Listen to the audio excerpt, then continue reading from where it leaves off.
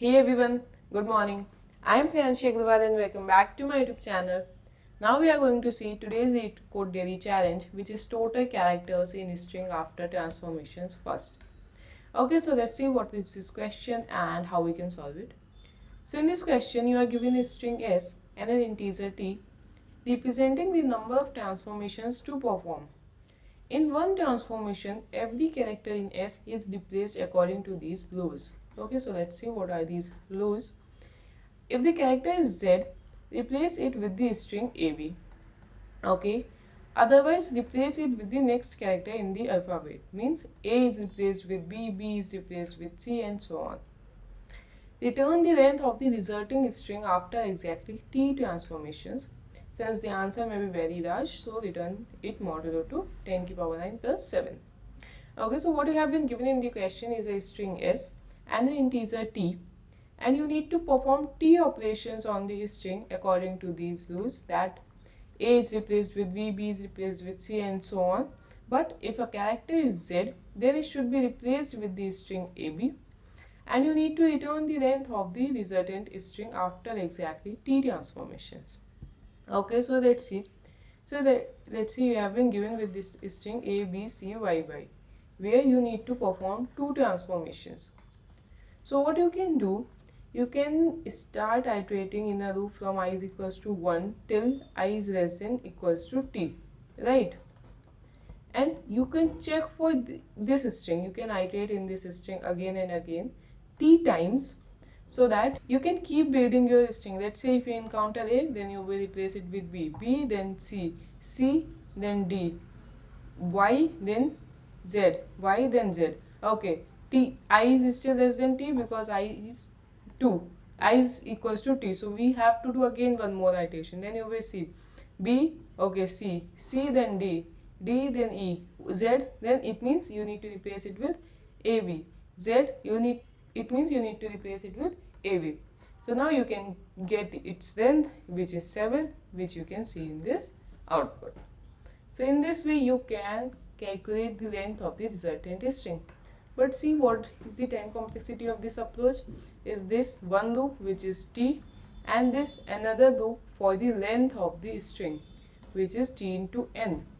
And T can be up to 10 to the power 5 and N can also be up to 10 to the power 5, which will be big of 10 to the power 10, which will give you TLE, right? Okay, so this brute force approach is not going to work here. Okay, so let's see if we can think of some better approach. So let's say if you have been given with this string A, B, C, Y, Y, and let's say instead of this the string was something A, Y, C, B, Y. If the string was this, then also the length of the resulting string should be 7 now, right? Does the order of these characters really matters? Because let's say you have been given this string and T is equals to 2. So let's see, start converting this A to B, Y to Z, C to D, B to C, Y to Z. Now let's convert it one more time. B to C, Z to AB, D to E, C to D, Z to AB. So see, the length of resulting string is still 7. It means the order of characters doesn't matters. So what we can do, can we store these characters, the frequency of the characters in this string in a frequency map something and do something with that. Okay, so let's see. The string is A, B, C, Y, Y. Okay, now let's create a frequency map to store the frequency of all of these characters. Let's say A is 1, B is 1, C is 1, and Y is all 2. Cool.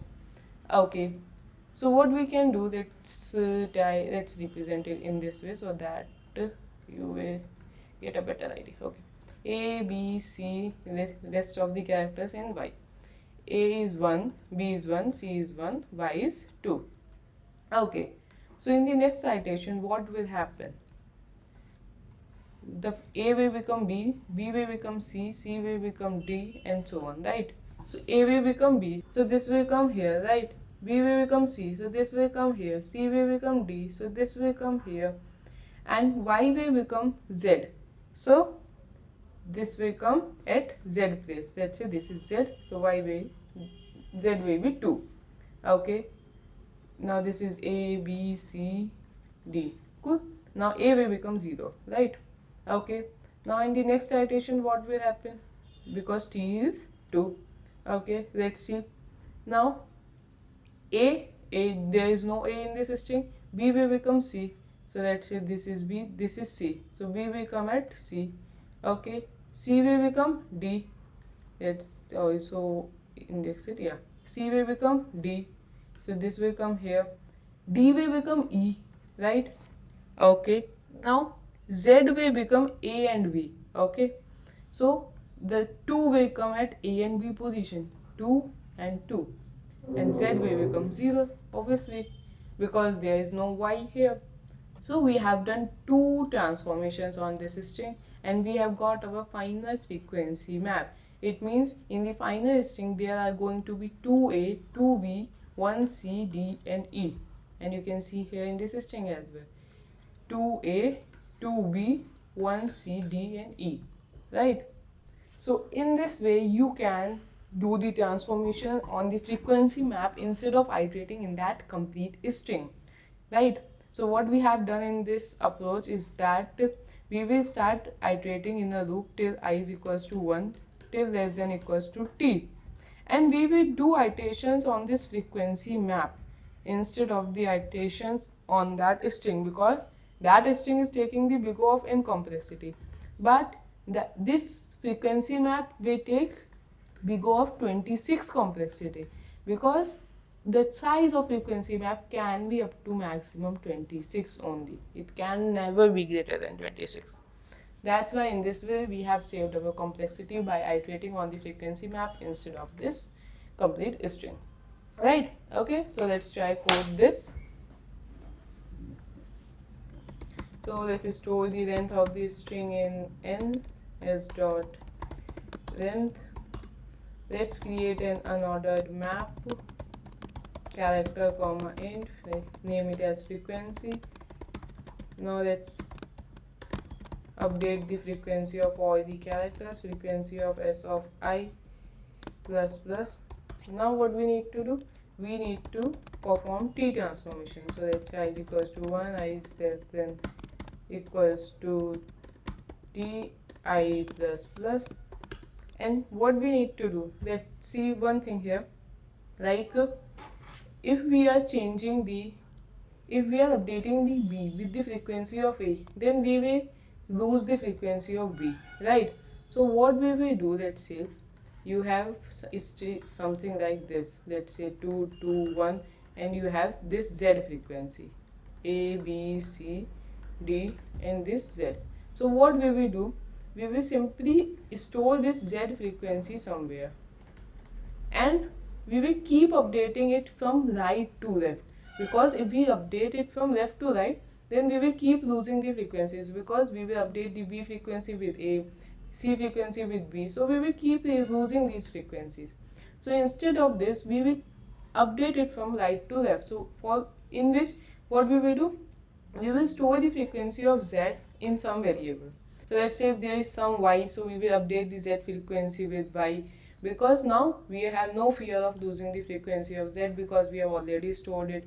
Now if there is some x, then we will update it with y. Now if we lose y, then we don't care because we have already updated our z with the frequency of y.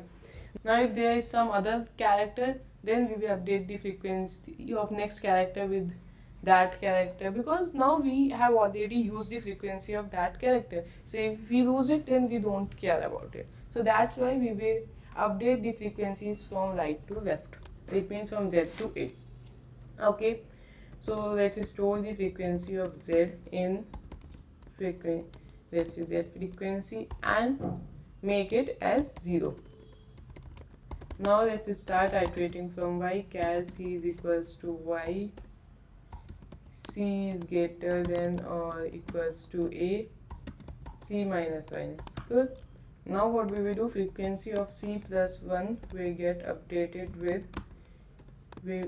frequency of c will get added in this frequency of c plus 1, and frequency of c will become now 0. Good.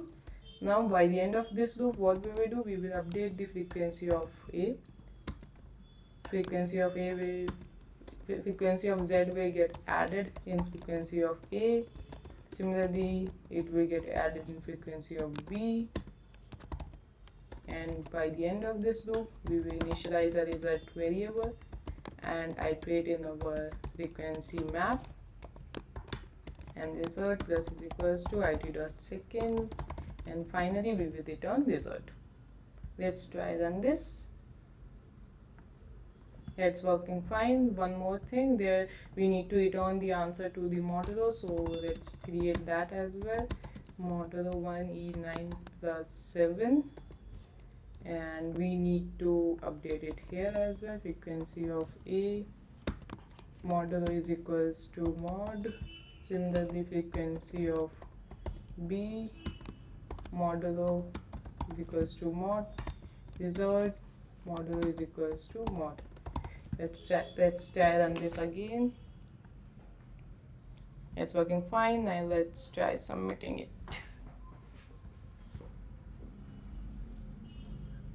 Yeah, it's working fine. So now let's talk about its time and space complexities.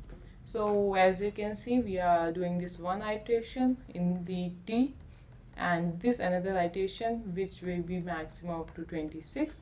So its overall complexity is 26 into T, and its time complexity and its space complexity is big O of 26, the size of the unordered map. So yeah, that's it for this question. I hope you get it, but if you still have any doubts, then you can post in the comment section. I will surely try to answer them. Till then, bye guys, see you in the next video.